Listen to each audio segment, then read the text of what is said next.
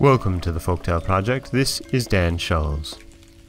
Today we have another North American folktale from New England, and this one, like so many New England folktales, concerns itself with witches and witchcraft.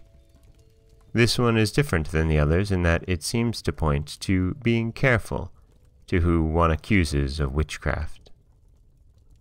This is The Loss of Jacob Hurd. Jacob Hurd, stern witch-harrier of Ipswich, can abide nothing out of the ordinary course of things, whether it be a flight on a broomstick or the wrong adding of figures. So his son gives him trouble, for he is an imaginative boy, who walks alone, talking to the birds, making rhymes, picking flowers, and dreaming. That he will never be a farmer, mechanic, or tradesman is as good as certain.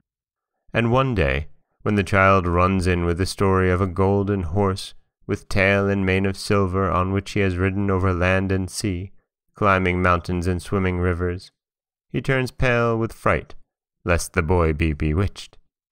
Then, as the awfulness of the invention becomes manifest, he cries, "Thou knowest thou art lying," and strikes the little fellow. The boy staggers into his mother's arms, and that night falls into a fever, in which he raves of his horse and the places he will see, while Jacob sits by his side, too sore in heart for words, and he never leaves the cot for food or sleep till the fever is burned out. Just before he closes his eyes, the child looks about him, and says that he hears the horse pawing in on the road, and, either for dust or cloud or sun gleam, it seems for an instant as if the horse was there. The boy gives a cry of joy, then sinks upon the pillow, lifeless. Some time after this, Jacob sets off one morning, while the stars are out, to see 3 witches hanged. But at evening his horse comes flying up the road, splashed with foam and blood, and the neighbors know from that of Jacob's death, for he is lying by the wayside, with an Indian arrow in his heart and an axe mark on his head. The wife runs to the door, and, though she shakes with fear at its approach, she sees that in the sunset glow the horse's sides have a shine like gold, and its mane and tail are silver white.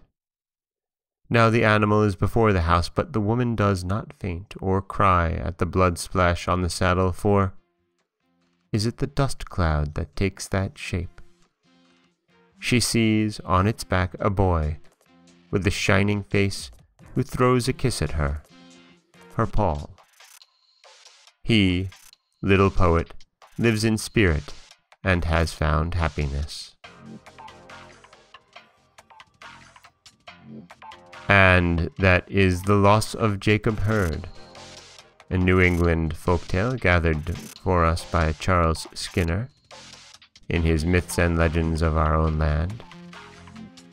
And in it we have, again, a careful reminder to think before we accuse those whom we love, or quite frankly anybody, of witchcraft. Nothing good comes.